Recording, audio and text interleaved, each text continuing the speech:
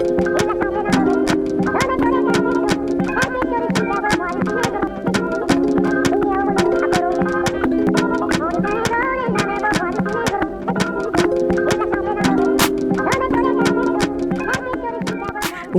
to Umoja Sessions, the podcast powered by Amazinglyafrica for Africans and descendants of Black Africa around the globe. In these roundtable discussions, we will be talking numbers, facts, data, and solutions. My name is Linda Fuading, and I am your host. The continent of Africa owes a debt of about $583 billion as of 2018, and according to the World Bank data, which is a jump of about 150% when compared to its debt of $236 billion 10 years ago. So, what is a debt? A debt is an obligation that requires one country, the debtor, to pay money or other agreed upon value to another party, the creditor. And in regards to the continent, Angola holds about 30%, which is $43.15 billion of the total debt owed to China and Africa. This oil rich nation sells about two-thirds of its crude oil to China, but with lower oil prices today due to the pandemic, the country will be forced to pump more to repay its loans. But the country's official external debt stood at about $58 billion last year. And it's expected to jump to about $85 billion this year, according to the IMF. Now, other top countries that owe a lot of money to China include Ethiopia with $13.8 billion, Kenya at $8.9 billion, Zambia at $8.6 billion, and Sudan at $6.5 billion. And this was all extended between the year 2000 and 2017. Now, my question is, what does it mean to actually get a loan in this 21st century? And what does it mean to have those large multinationals in our countries in Africa? Joining me today is Biko Eyumugaba, who is a revolutionary Pan-Africanist who is currently studying economics at Brown University. Boyd Chokomolefi, who is a policy analyst and is currently working on bridging knowledge gaps between communities and practitioners to create equitable policies. And Chance Kinyange Boaz, who is an Afropolitan and holds a bachelor degree in business administration and is an accountant from Brown University. Biko, you have a little bit of experience and a lot of research on foreign aid and debt. Can you tell us a little bit about that? Yeah, absolutely. One of the things I think is very important to mention in terms of like multinational corporation coming in the African continent, it's sort of like simultaneous justification for why money is given to African continent. Because what happened like was Africa was on the lower stage of development. So what they say is for it to develop, they have to focus first of all like on producing raw materials because European nations and America have like machines, then they can be processed in those nations. And the flow of multinational corporations coming to Africa come like sort of like in the idea of developing the African continent because the idea is like the more capital we pump into the economy, the more the economy grows.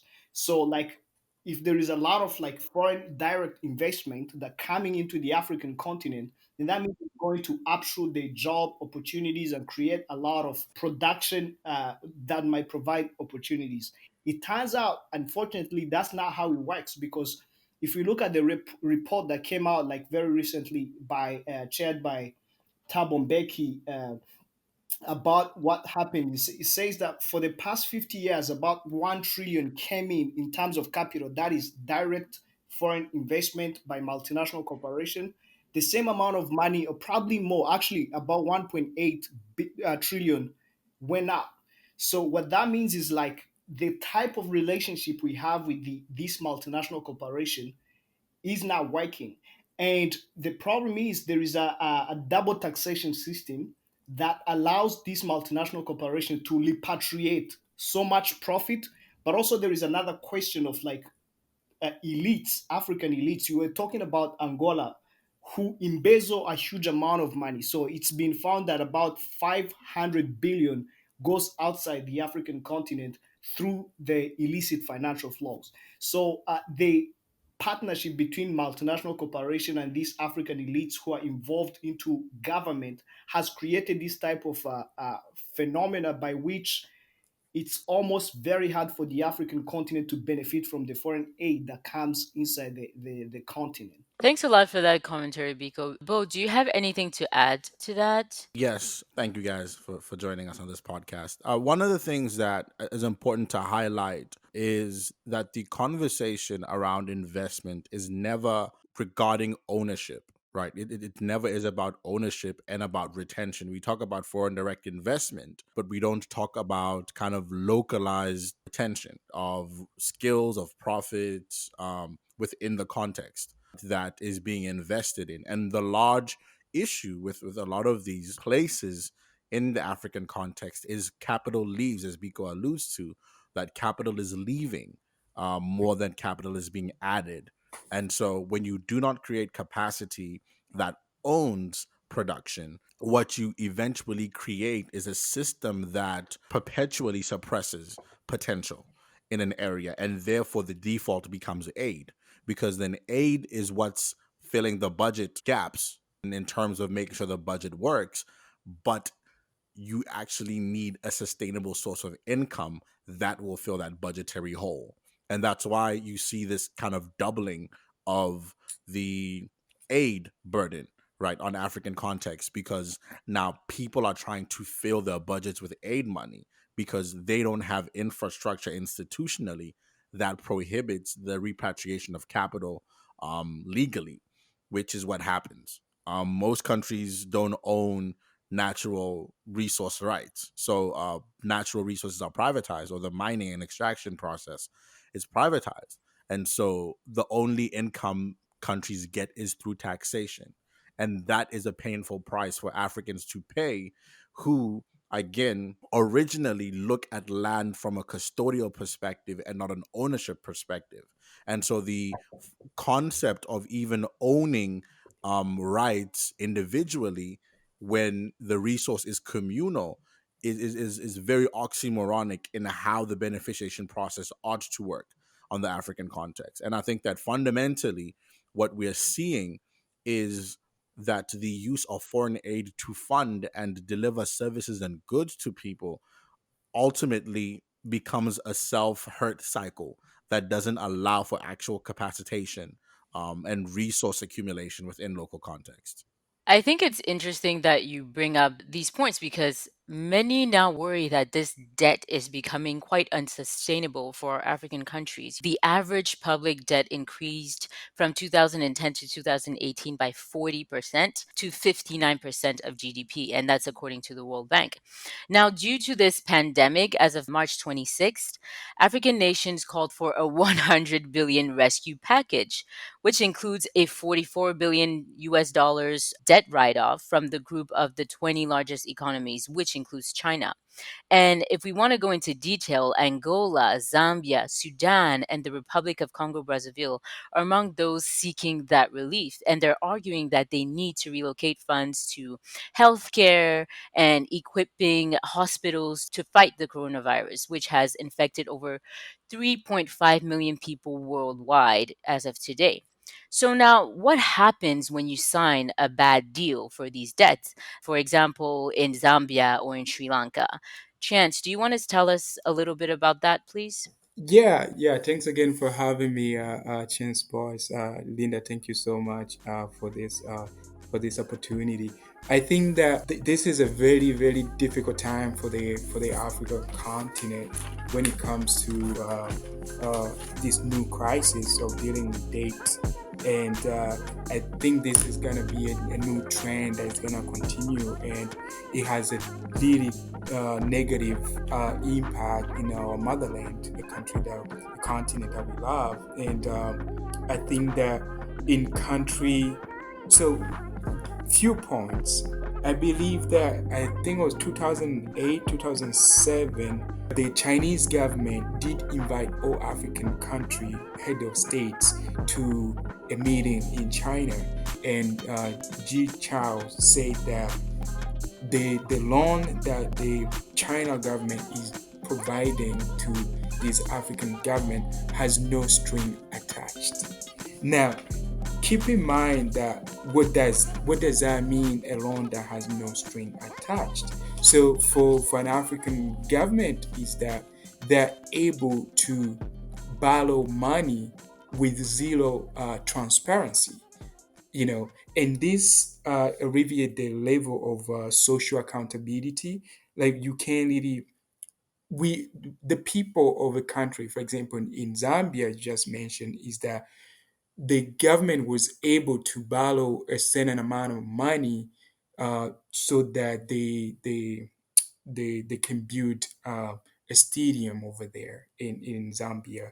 But what happened is, when the government failed to meet its obligation, it might default on the loan. And what happened is, what the Chinese government comes in and do is that they will not allow deferral of the loan payment or the forgiveness of the loan. Instead, what they would do is they will ask for collateral, or or have the state transfer certain asset to the Chinese land, either government corporation, or in some cases, like in Djibouti, the government itself owns the port. You know, And I'd like to be clear. When you say assets, what do you mean? Do you mean natural resources for these specific countries? in Zambia, actually, the current issue that is happening is that the China government is saying that they're asking for the company called Mopani, which is the largest mine in Zambia, to be according to the Wall Street Journal. They were saying that the Chinese government was in negotiation with the Zambia government to take over the Mopani, which is the third largest mine in Zambia, as a collateral to the loan, instead of providing them a loan forgiveness. One of the things that happened in Zambia is the state media is owned now by the Chinese government.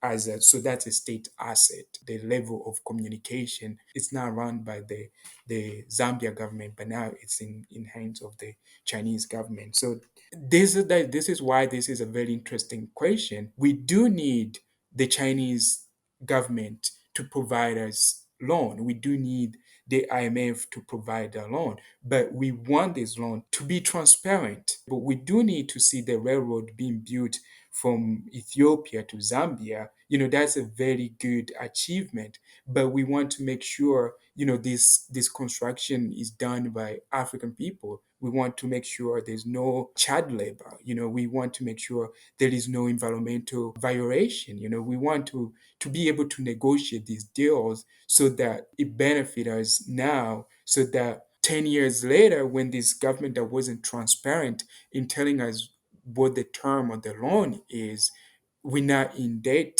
to a point where we have to lose our natural resources just because we did take a loan from a foreign entity that previously said there was no string attached. I think it's quite interesting, this topic of China in Africa, because 20 years ago, we didn't even know that.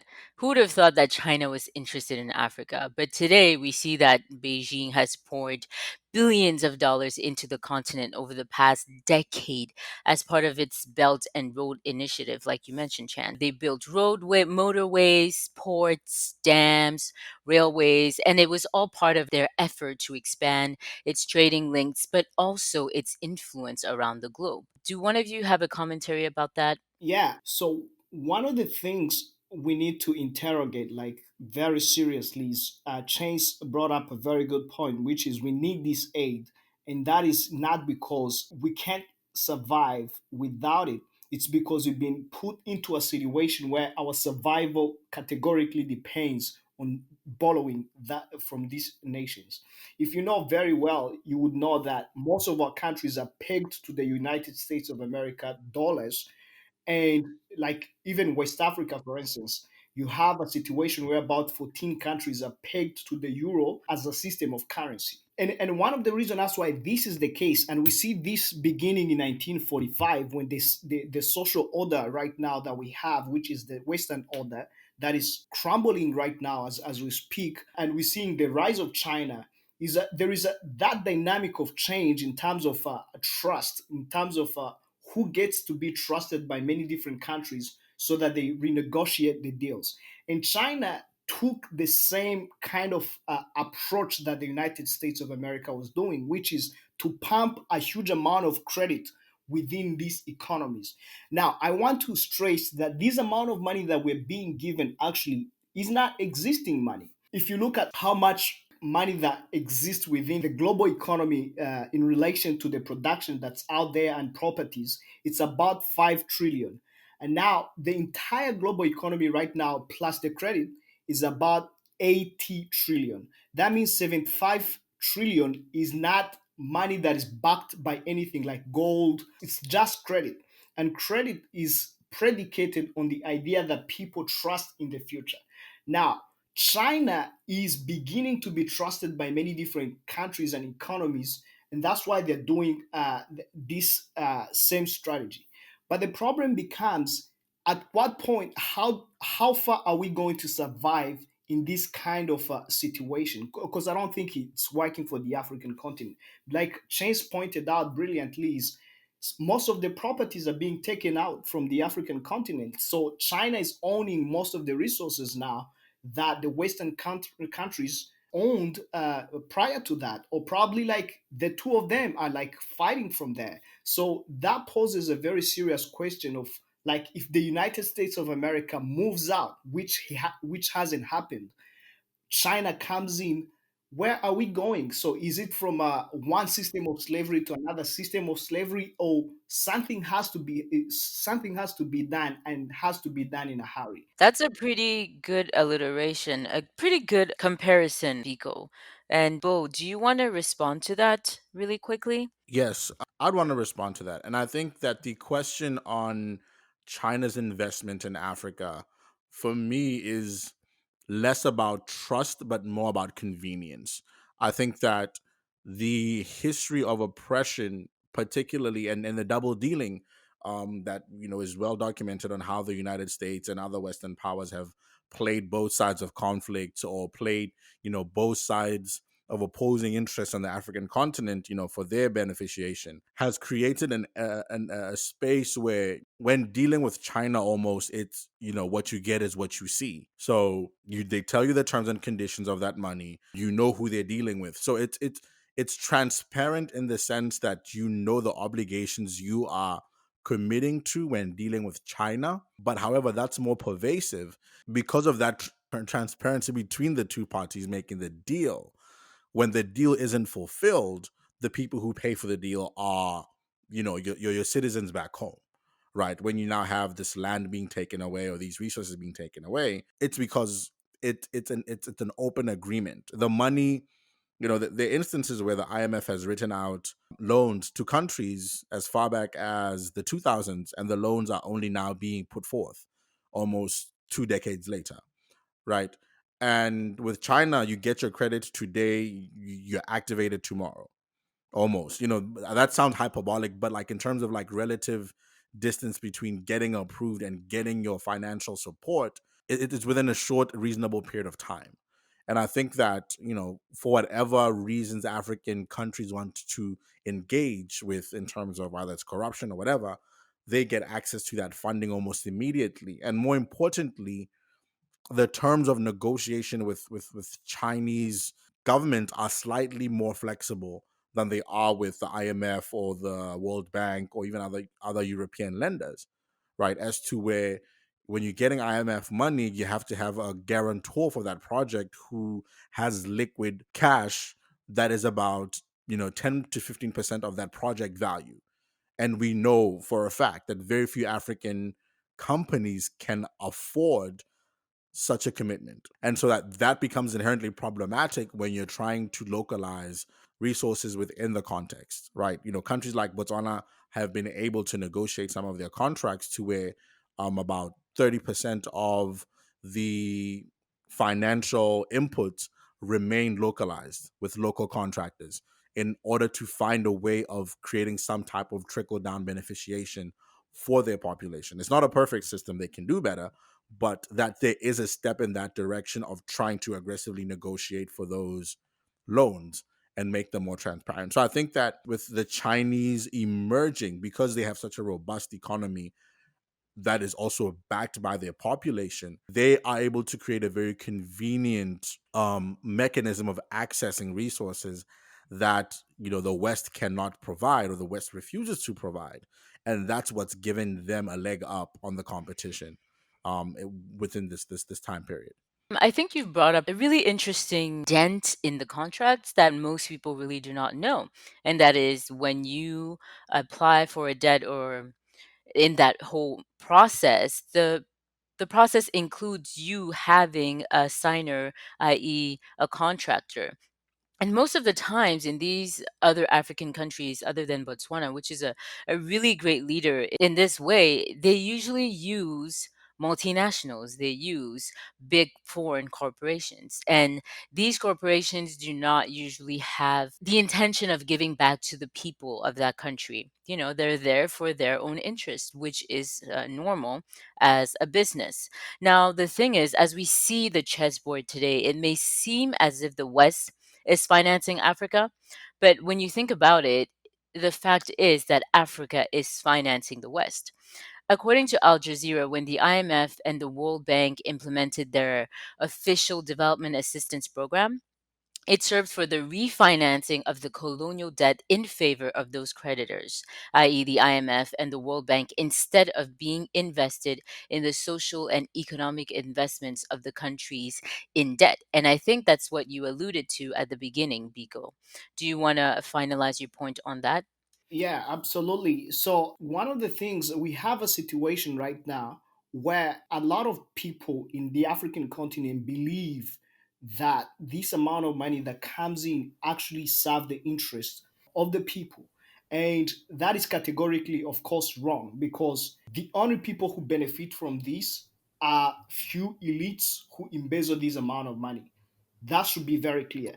The second point, and I think this is a very important piece, is you find that Africa is giving so much to these countries than it's receiving. So, what that means is that the amount of money that's being pumped into the African economies is not providing the same amount of benefits that are expected to be received from those type of money. Now, I think continuing to do this type of policies is madness. It doesn't function, it doesn't work, and most importantly, it puts a serious burden to the generation that is to come.